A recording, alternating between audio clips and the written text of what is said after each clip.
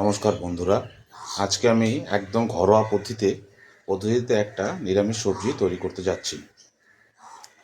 আর সেটার প্রসেসটা আমি তুলে ধরছি আপনাদের কাছে।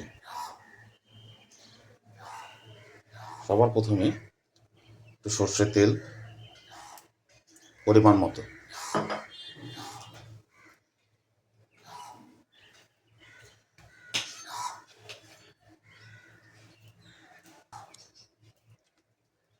তেলটা গরম হয়ে গেলে সর্বপ্রথম এতে যাবে পাঁচফোড়ন তেল, কয়েকটা শুকনো লঙ্কা, তেজপাতা এবং পাঁচফোড়ন আর টমেটো দিয়ে হালকা হালকা লাল করে ভেজে নেব। দেখতে পাচ্ছেন মোটামুটি আমাদের ভাজা হয়ে গেছে। এরপর এতে সব সবজি একসঙ্গে দিয়ে দেব। সমস্ত সবজি আমরা এখন একসঙ্গে দিয়ে দিলাম। এরপর এর মধ্যে কিছুটা নুন দিয়ে দেবো, যাতে সবজিটা তাড়াতাড়ি সেদ্ধ হয়ে যায়। এইভাবে কিছুক্ষণ নাড়াচাড়া করার পর আমরা এটাকে ঢেকে দেবো। তারপর 10 মিনিট পর যাবতীয় মশলা এর মধ্যে দেওয়া হবে।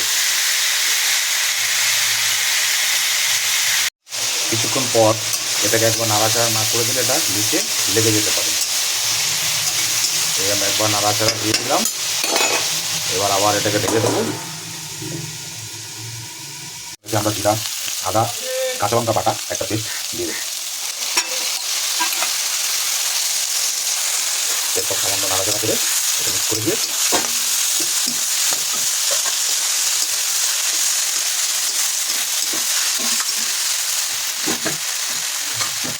একটু হলুদ গুঁড়ো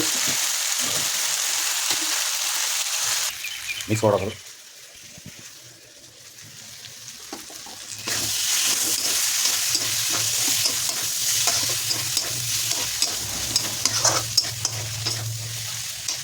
আরও মিনিট 5 কষিয়ে নেব।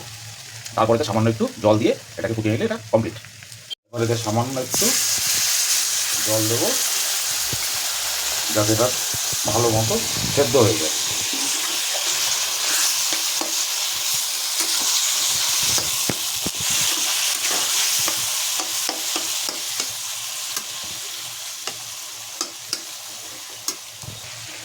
এভাবে এটাকে 10 মিনিট কষিয়ে নেওয়ার পর যখন একটা তেল ছাড়বে, আমাদের নিরামিষ সবজিও কমপ্লিট হয়ে যাবে। দেখতে পাচ্ছেন আমাদের নিরামিষ রান্না কমপ্লিট। এখন সামান্য একটু গরম মশলা দিয়ে এটা একটু নেড়ে চেড়ে দেবো।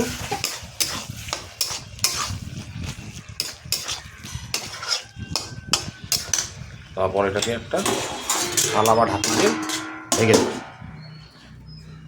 আশা করি আপনাদের ভিডিওটা ভালো লেগেছে। যদি ভালো লেগে থাকে তাহলে লাইক, সাবস্ক্রাইব এবং কমেন্ট করতে ভুলবেন না। Thank you. আমাদের সকালের রান্না কমপ্লিট।